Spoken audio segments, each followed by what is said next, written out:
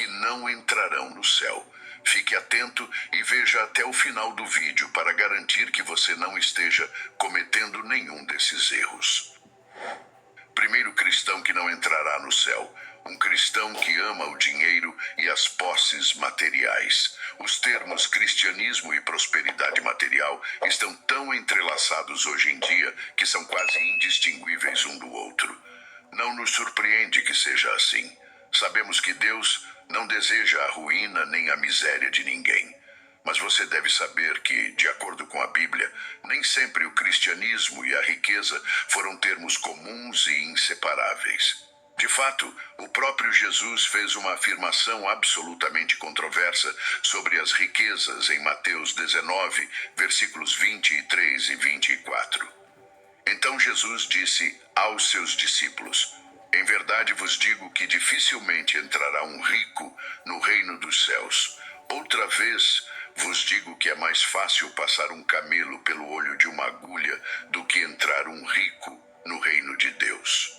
Diversas são as interpretações que se têm dado sobre esta passagem. O certo é que Jesus adverte o quão terrivelmente difícil é ter riquezas e entrar no reino dos céus. Mas acaso há algo de errado com ter riquezas e ser cristão? Na realidade, não há nada de errado com este fato.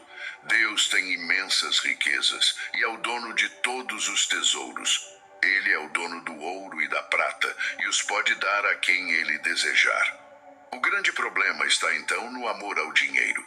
Não podemos servir a Deus e ao mesmo tempo servir às riquezas, de acordo com Mateus 6, versículo 24. Mas então é acaso possível ser cristão e amar o dinheiro? Não diz acaso a Bíblia que o amor ao dinheiro é a mesma idolatria? Por incrível que isso pareça, é possível ser cristão e amar o dinheiro.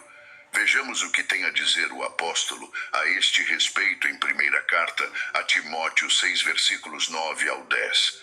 Mas os que querem enriquecer caem em tentação e cilada e em muitas cobiças insensatas e nocivas que submergem os homens na ruína e na perdição. Porque o amor ao dinheiro é a raiz de todos os males, e alguns nessa cobiça se desviaram da fé e se traspassaram a si mesmos com muitas dores. Nessa passagem, não somente se afirma que o amor ao dinheiro é o pior de todos os males, mas também faz uma surpreendente declaração: é possível desviar-se da fé cristã por causa da cobiça. A passagem adverte claramente sobre a perdição que pode produzir o amor ao dinheiro. A palavra perdição não está muito na moda hoje nas igrejas. Nenhum de nós gostaria de ouvi-la, muito menos de experimentá-la. Mas infelizmente ninguém está isento de experimentá-la se começar a correr atrás do dinheiro. O triste de tudo isso é que o evangelho que está sendo pregado hoje em dia é, em muitos casos, idolátrico. Os mesmos líderes que deveriam guiar as ovelhas pelo caminho da verdade e da vida eterna estão encarregando-se, através da mal interpretada doutrina da prosperidade, de semear nos crentes a cobiça e o amor pelas coisas materiais. Talvez você esteja se perguntando: como deve então um verdadeiro cristão ver o dinheiro? A resposta é bastante simples. Devemos ver o dinheiro da mesma forma que Cristo o via. Vejamos apenas 3 passagens onde Cristo expressa sua vontade a este respeito. Mateus 6, versículo 25. Não andeis ansiosos quanto à vossa vida, pelo que haveis de comer ou beber, nem quanto ao vosso corpo, pelo que haveis de vestir. Lucas 16, versículo 13. Não podeis servir a Deus e às riquezas. Mateus 6, versículo 33. Buscai, pois, em primeiro lugar, o reino de Deus e a sua justiça, e todas essas coisas vos serão acrescentadas. Em estas e muitas outras palavras de Jesus, fica algo absolutamente claro. O dinheiro e a prosperidade material de nenhuma maneira devem ocupar um lugar central em nossa vida.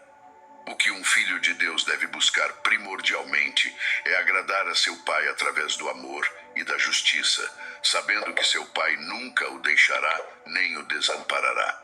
Um verdadeiro filho de Deus não se preocupa em conseguir riquezas. Ele sabe que Deus pode dá-las quando desejar, de acordo com seus propósitos eternos e perfeitos em Cristo Jesus. Segundo cristão que não entrará no céu, um cristão que não sabe perdoar as ofensas dos outros. Este é provavelmente o pecado mais cometido pelo povo cristão hoje em dia e o mais grave de acordo com a Bíblia.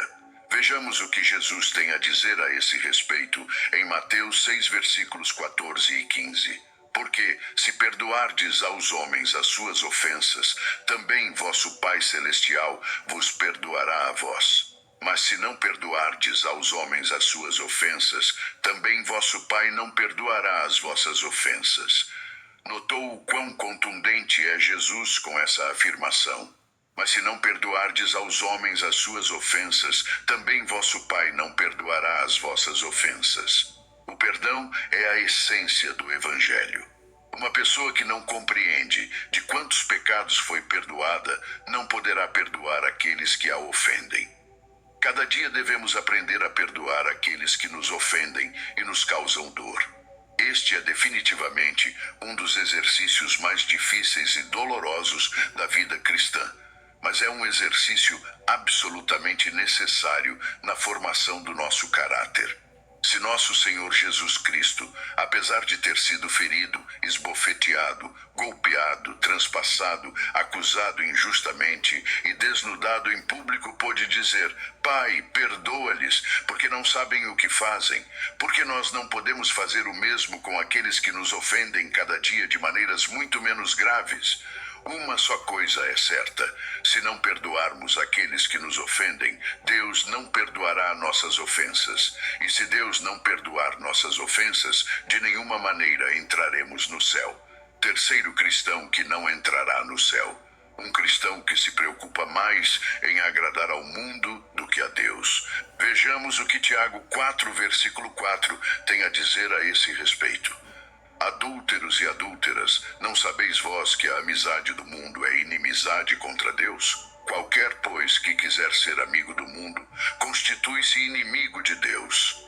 Este passagem, claro, não significa que não podemos ter amizades no mundo, ou que não podemos compartilhar de vez em quando com os incrédulos, ou com aqueles que não compartilham nossa fé. Jesus era amigo de muitos homens pecadores, e até foi julgado por comer e beber com os pecadores. Do que este passagem está falando é de amar os valores mundanos acima dos valores cristãos e tentar agradar ao sistema mundano acima de querer agradar a Deus. O extraordinário deste passagem é a expressão voltar-se inimigo de Deus. A carta de Tiago foi dirigida aos crentes em todo o mundo, e a advertência novamente é que é possível ser cristão e tentar agradar mais ao mundo do que ao próprio Deus. Irmãos na fé e em Cristo, tenhamos por certo que Deus não deixará entrar no céu nenhum inimigo seu.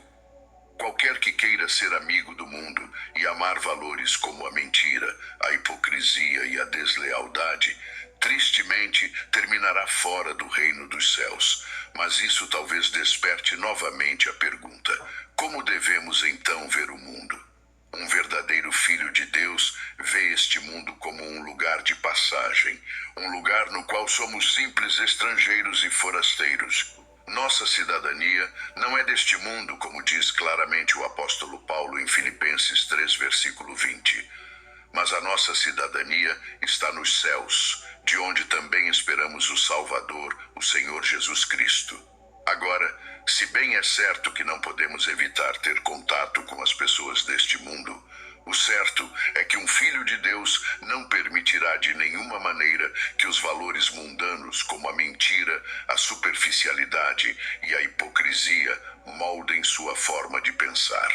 Como bem ordenou nosso amado apóstolo Paulo em Romanos 12, versículo 2. E não vos conformeis com este mundo, mas transformai-vos pela renovação do vosso entendimento, para que experimenteis qual seja a boa, agradável e perfeita vontade de Deus. Tenhamos cuidado, o mundo cada dia tentará impor-nos seus valores temporais. Limpemos e renovemos nossa mente através da obra do Espírito Santo e da Palavra de Deus. Quarto cristão que não entrará no reino dos céus. Um cristão que peca cada dia voluntária e conscientemente.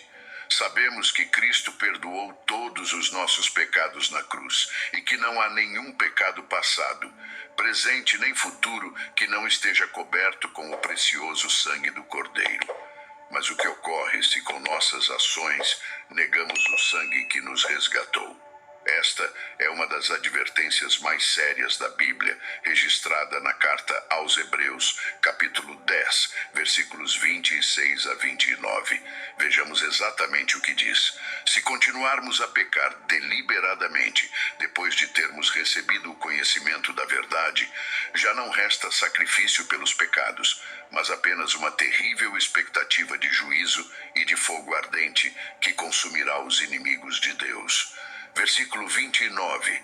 De quanto mais severo castigo julgais, vós será considerado merecedor aquele que pisou aos pés o Filho de Deus, e que profanou o sangue da aliança, com o qual foi santificado e ultrajou o Espírito da graça. A advertência é absolutamente clara e contundente.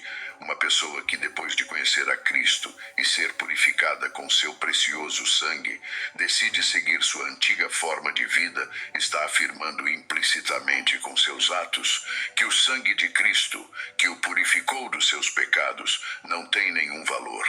Compreende a gravidade do assunto? Mas o realmente grave deste assunto é que o versículo 27 diz claramente que já não resta nenhum sacrifício pelos seus pecados. Cristo morreu uma vez por todas para perdoar todos os nossos pecados. O sacrifício de Cristo não pode ser realizado novamente. Se uma pessoa nega com seus atos o precioso valor do sangue de Cristo, simplesmente não terá entrada no céu. Como deve, então, um filho de Deus ver o pecado? O pecado é algo que pode ocorrer a qualquer momento em nossa vida. Absolutamente ninguém está isento de pecar e ofender a nosso Pai. Mas um verdadeiro filho de Deus sabe reconhecer imediatamente quando pecou, chorará imediatamente depois de pecar, pedindo a nosso Pai que nos perdoe, e Ele misericordiosamente nos perdoará e nos limpará de toda maldade, como diz a primeira carta de João, capítulo 1, versículo 9. Se confessarmos os nossos pecados, Ele é fiel e justo para nos perdoar os pecados e nos purificar de toda injustiça. Mas se o pecado se tornar o estilo de vida de um cristão, sem que isso lhe represente nenhum dor nem arrependimento, seu destino com toda segurança não será o céu. Quinto cristão que não entrará no céu.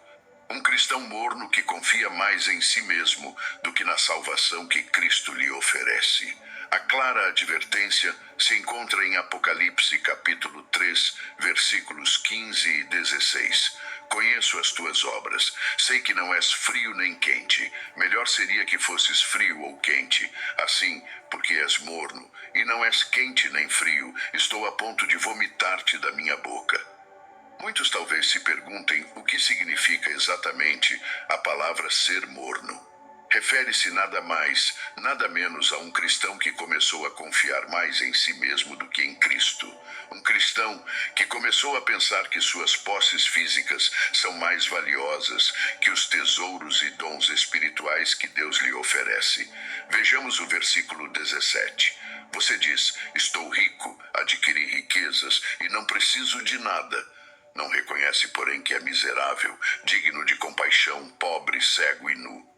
A passagem é uma repreensão direta a todos aqueles que confiam em seu dinheiro, em suas posses, e acreditam que uma vez que alcançaram certo grau de prosperidade material na terra, já não tem mais pelo que se esforçar dia após dia. Tenha cuidado. A vida cristã não consiste em quanto dinheiro possuímos nesta terra, nem em quantas propriedades materiais chegamos a ter, mas em esforçar-se cada dia por seguir a Cristo, seguindo suas ensinanças, renunciando a nosso egoísmo e prepotência. Mas, novamente, há uma advertência bastante séria para este tipo de cristãos. Estou a ponto de vomitar-te da minha boca. A passagem claramente não necessita de maior explicação. Um cristão que foi vomitado da boca de Deus de nenhuma maneira entrará no céu. Sexto cristão que não entrará no céu. Um cristão que não ama o seu próximo e que não pratica a bondade para com os necessitados. O cristianismo e o amor ao próximo são duas coisas inseparáveis. Uma pessoa que assegura sinceramente seguir a Cristo é necessariamente uma pessoa sacrificada pelo bem-estar dos outros, assim como Cristo se sacrificou pelo nosso bem-estar. É absolutamente contraditório dizer que somos filhos de Deus e aborrecer a nosso próximo. Mas deixemos que seja a própria Bíblia que nos esclareça este maravilhoso ponto. Primeira carta de João, capítulo 4, versículo 20. Se alguém diz, eu amo a Deus e aborrece a seu irmão, é mentiroso, pois quem não ama a seu irmão, a quem viu, como pode amar a Deus, a quem não viu? Versículo 21. E temos dele este mandamento, que quem ama a Deus, ame também a seu irmão. Examinemo-nos muito, para que não sejamos achados faltos de amor e misericórdia para com os pobres e necessitados. O versículo diz claramente que quem diz amar a Deus e não ama a seu próximo é um mentiroso. Tenha por certo que Deus não deixará entrar no céu nenhum mentiroso. Isso nos leva diretamente ao último ponto para terminar de entender este assunto. Sétimo cristão que não entrará no céu. Um cristão que aborrece as leis de Deus não entrará no céu. Esta é provavelmente uma das coisas mais desafiadoras que pronunciou o próprio Senhor Jesus Cristo em seu famoso Sermão do Monte. Vejamos o que o próprio Jesus tem a nos dizer a esse respeito em Mateus 5, versículos 17 ao 20. Não penseis que vim para abolir a lei ou os profetas. Não vim para abolir, mas para cumprir. Porque em verdade vos digo que, até que o céu e a terra passem, nem um jota ou um tio jamais passará da lei, até que tudo se cumpra. Aquele, pois, que violar um destes mandamentos, por menor que seja, e assim ensinar aos homens, será chamado o menor no reino dos céus. Aquele, porém, que os cumprir e ensinar, será chamado grande no reino dos céus. Pois eu vos digo que se a vossa justiça não exceder a dos escribas e fariseus, de modo algum entrareis no reino dos céus. No versículo ficam absolutamente claras três coisas. Cristo não veio para abolir, quebrar ou anular a lei. A lei de Deus está absolutamente vigente até hoje, e nossa justiça deve ser maior que a dos fariseus para entrar no reino dos céus. Agora bem, sabemos que Cristo é nossa justiça e que ele cumpriu a lei para nos justificar, como diz a segunda carta aos Coríntios 5, versículo 21. Aquele que não conheceu o pecado, ele o fez pecado por nós, para que nele fôssemos feitos justiça de Deus. No entanto, isso não significa de nenhuma maneira que devemos aborrecer a lei de Deus ou detestá-la. Cristo mesmo disse que todo aquele que ensina a não cumprir os mandamentos de Deus será chamado muito pequeno no reino dos céus. Qualquer pessoa que deseje ir contra as leis divinas, praticando tudo aquilo que a lei de Deus proíbe, como a injustiça, a mentira e a imoralidade, de nenhuma maneira entrará no reino dos céus. Tristemente, hoje há muitos por aí ensinando que a lei de Deus é algo antiquado e que é coisa do passado. Tenha muito cuidado com estes tipos de ensinamentos. Vejamos a advertência que o próprio apóstolo Paulo faz a todos os infratores da lei de Deus em primeira carta aos Coríntios 6, versículos 9 e 10. Ou não sabeis que os injustos não herdarão o reino de Deus? Não erreis, nem os devassos, nem os idólatras, nem os adúlteros, nem os efeminados, nem os sodomitas, nem os ladrões, nem os avarentos, nem os bêbados, nem os maldizentes, nem os roubadores herdarão o reino de Deus. Neste versículo está escrito que não devemos mentir, adulterar, nem ser idólatras ou roubar. Mas muitos se perguntarão: com que olhos deve então um cristão ver a lei de Deus? A lei de Deus é algo belo e completo. Embora não tenha sido feita para salvar o homem, seu único fim é mostrar ao homem o que está certo e errado, para que assim tenha um ponto claro de referência sobre o que deve e não deve fazer. De acordo com o Salmo 19, versículo 7, a lei do Senhor é perfeita e restaura a alma. O testemunho do Senhor é fiel e dá sabedoria aos simples. Ela nos dita então qual deve ser nossa forma de conduzir-nos nesta terra: o amor. A lei de Deus se resume em amor, de acordo com o próprio apóstolo Paulo, em Gálatas 5, versículo 14. Pois toda a lei se cumpre numa só palavra, nesta: amarás ao teu próximo como a ti mesmo. Tenha por certo que qualquer um que não viva conforme a norma do amor e da bondade exposta na lei de Deus, não verá o rosto de Deus, que é o Pai de todo amor e bondade. Estes, então, são os cristãos que não entrarão no reino dos céus. Isso, claro, não significa que sejam os únicos casos na Bíblia onde se adverte do perigo de desviar-se da fé de Cristo. Existem muitas outras advertências na Bíblia sobre este tema, mas esperamos por ora que uma coisa fique hoje absolutamente clara: não é fazer uma oração de fé, nem assistir a uma igreja, nem menos dar nossos dízimos e ofertas que nos faz realmente cristãos. Embora não neguemos a importância dessas coisas, lembremos novamente as sábias palavras de nosso Senhor Jesus Cristo. Nem todo o que me diz Senhor, Senhor, entrará no reino dos céus, mas aquele que faz a vontade de meu Pai, que está nos céus. Qual é então a vontade de nosso Pai? Que creiamos no unigênito de Deus e sigamos fielmente seu exemplo até o fim. Uma verdadeira fé nunca rejeitará os ensinamentos de nosso Senhor Jesus Cristo. Ele nos ordenou em Mateus 16, versículo 24, se alguém quer vir após mim, negue-se a si mesmo, tome sua cruz e siga-me. Um verdadeiro cristão que acreditou no Filho de Deus andará da mesma maneira como Cristo andou nesta terra, sem amor ao dinheiro, sem cobiça, perdoando as ofensas, agradando ao Pai antes que ao mundo, aborrecendo o pecado e amando a justiça, amando e ajudando os pobres, mas, sobretudo, depositando inteiramente sua confiança em nosso Pai. Só dessa maneira seremos chamados verdadeiros seguidores de Jesus, e não teremos que nos afastar envergonhados no dia em que o glorioso reino de nosso Senhor Jesus Cristo for manifestado. Lembremos as gloriosas palavras registradas na primeira carta de João, 2 versículos 6. Aquele que diz que permanece nele deve andar como ele andou.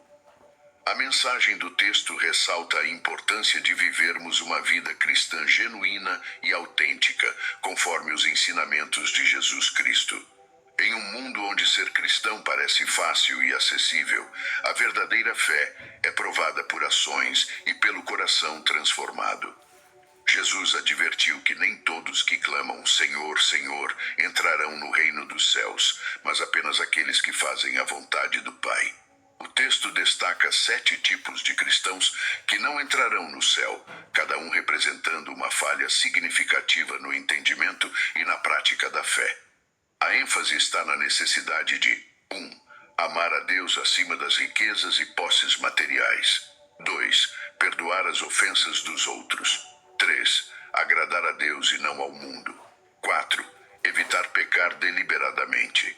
5. Ser fervoroso na fé, confiando plenamente na salvação oferecida por Cristo. 6. Amar o próximo e praticar a bondade. 7. Respeitar e seguir as leis de Deus. Essa reflexão nos leva a um autoexame profundo, questionando se nossas vidas estão alinhadas com os ensinamentos de Cristo ou se estamos sendo cristãos apenas de nome. É um chamado para uma fé verdadeira, que se manifesta em ações concretas de amor, perdão, justiça e humildade. Oração. Querido Pai Celestial, obrigado por nos mostrar a verdade através da Tua palavra. Reconhecemos que ser cristão é mais do que apenas palavras ou ações superficiais. É uma transformação completa do coração e da mente. Pedimos, Senhor, que nos ajudes a viver uma fé autêntica e genuína, que te agrade em todos os aspectos de nossas vidas. Pai, perdoa-nos por todas as vezes que colocamos riquezas e posses acima de Ti. Ensina-nos a confiar em Ti para todas as nossas necessidades e a não amar o dinheiro mais do Dá-nos corações generosos, prontos a ajudar e a compartilhar com os necessitados. Ajuda-nos a perdoar aqueles que nos ofendem, assim como tu nos perdoaste. Que possamos refletir o amor e a graça que recebemos de ti em nossas relações com os outros. Senhor, que nossos corações desejem agradar a ti e não ao mundo. Fortalece-nos para resistir às tentações de conformar-nos com os valores mundanos e para viver segundo os teus padrões de justiça e santidade. Pai, não permitas que continuemos a pecar deliberadamente. Que o Espírito Santo nos convença dos nossos pecados e nos conduza ao arrependimento sincero. Ajuda-nos a viver uma vida de santidade, honrando o sacrifício de Cristo em nossas ações diárias. Senhor, livra-nos da mornidão espiritual. Que sejamos fervorosos no amor e na fé, confiando totalmente na salvação que Cristo nos oferece. Que nossas posses materiais nunca substituam nossa devoção a Ti. Ajuda-nos a amar nosso próximo como a nós mesmos. Que nossas vidas sejam um reflexo do Teu amor, praticando bondade e misericórdia com todos ao nosso redor. Finalmente, Pai, dá-nos corações obedientes às tuas leis, que possamos ver a tua lei como uma guia para nossas vidas, vivendo em amor e justiça conforme os teus mandamentos. Em nome de Jesus, pedimos todas essas coisas, confiando que tu ouves nossas orações e nos capacitas a viver segundo a tua vontade. Amém. Espero que tenha gostado do vídeo. Se este conteúdo foi valioso para você, peço que me apoie com sua inscrição para que não perca nenhum dos nossos próximos vídeos. Compartilhe esse vídeo com familiares e amigos, dê um like e deixe sua opinião nos comentários. Isso faz com que o vídeo alcance mais pessoas. Juntos, podemos iluminar mais mentes e expandir nosso entendimento. Obrigado por estar aqui e que Deus te abençoe.